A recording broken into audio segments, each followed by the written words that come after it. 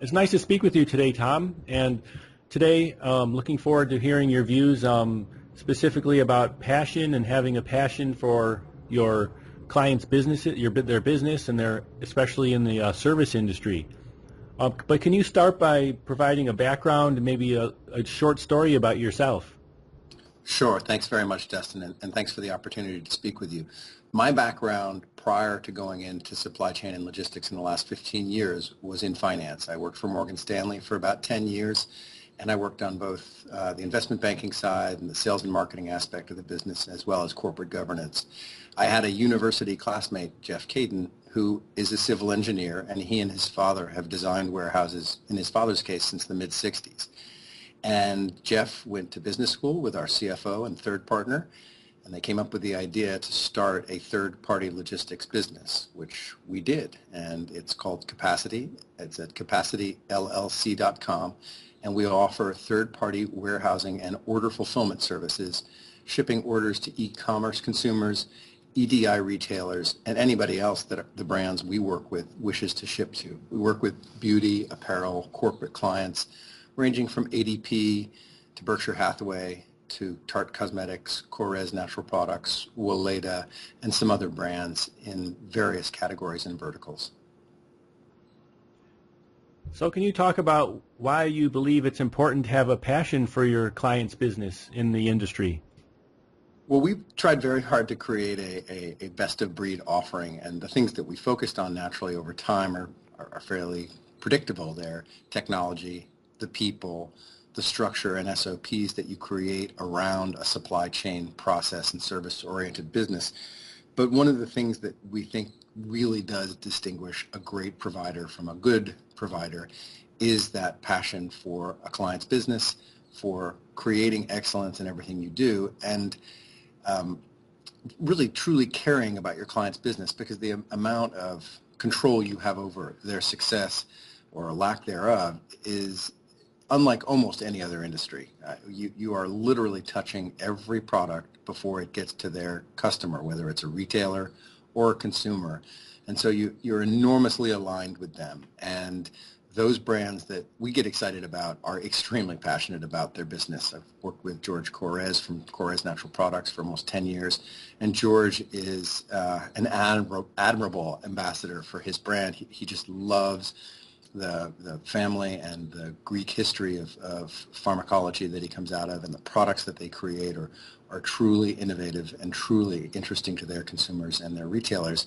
And we want to mirror that passion, because if we're not aligned on the level of an intense commitment to delivering something that's really excellent and really different, we're not going to be easy to distinguish from our competitors, because there are a lot of people in our space doing what we do, and it's a very fragmented industry, and it's difficult to distinguish yourself because a lot of people really compete on price.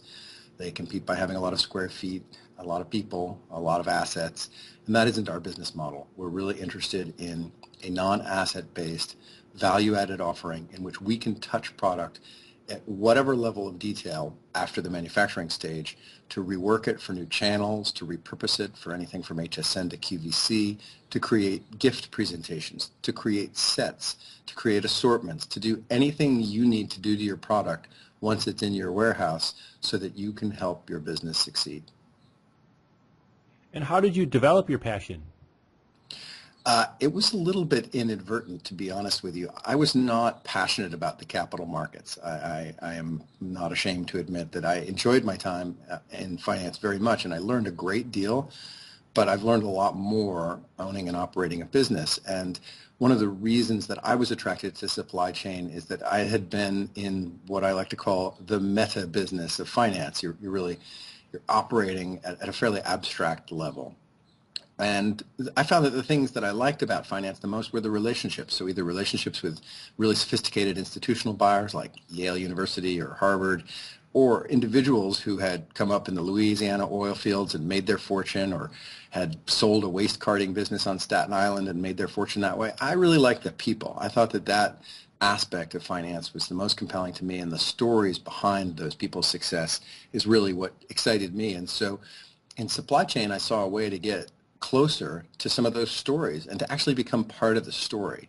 And I think that it is very difficult to get passionate about something that's abstract. Maybe if you're a high-end mathematician or physicist, you can do that, but I am not such a professional. I'm much more engaged by and with people, and so finding people who had products that they wanted to get to market or to their companies is something that has really created that passion over time. It's not something that you just spontaneously combust and all of a sudden you're afire with passion. It's more something that you have to learn about yourself over time. And what I came away from my career in finance thinking was, as long as I could get engaged with people who I genuinely want to work with and with whom I share a set of values, I could do just about anything and enjoy it. And I don't think that supply chain is just about anything. I think it appeals to a very data-focused, kind of geeky subset. But once you figure out it's you, it is a very compelling platform for exploring relationships with people. And do you have any recommendations? And do you mean recommendations for other professionals trying to find the proverbial passion? Yes.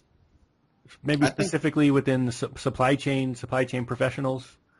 Sure. If you already know that you're in that unique subset of professionals that is supply chain focused, I think you're well on your way. Most of the supply chain professionals I know are really passionate. I used to have employees at Morgan who would move to other firms for what I considered relatively small incremental financial benefit. I have seen people in supply chain who stick with a company they really believe in for 10, 15 years, and there's an incredible dedication to it. So if you've already got that, you're on your way. If you're interested in figuring out what your passion is, I think you need to get exposure to as many different areas of supply chain as possible. There are a lot of high value-added opportunities, and there are a lot of fields that are viewed as more commodity offerings. So for example, freight forwarding is viewed as a bit of a commodity offering, but in fact, it's incredibly value added. And if you cannot develop really strong relationships with your customers and your carriers, and most importantly, execute, you're going to have a very hard time differentiating yourself. So discovering your niche in any industry is really critical. And so if you're looking for a niche in supply chain, I think you want to look at the broadest possible range of activities from Ex works or post-manufacturing all the way to the point of delivery to the customer, and think carefully about what aspect of all of that appeals to you most. For example, I used the example earlier in finance. One of the things I really liked in finance was working with private clients or smaller institutions because they had a little bit more personality. Some people I knew really enjoyed working with the large institutions. They liked the big numbers. They liked the big deals. That's what got them up in the morning and fed their passion. I think it's just important to get the exposure to the different sides of the business and the different legs of transportation from manufacturing to customer so that you can figure out where your passion lies. And thanks, Thom, for sharing your views today on both supply chain professionals, how they can find and develop their passions, and also your story and your passion for your clients' businesses. Thank you very much, Dustin. I really appreciate the opportunity. Thank you.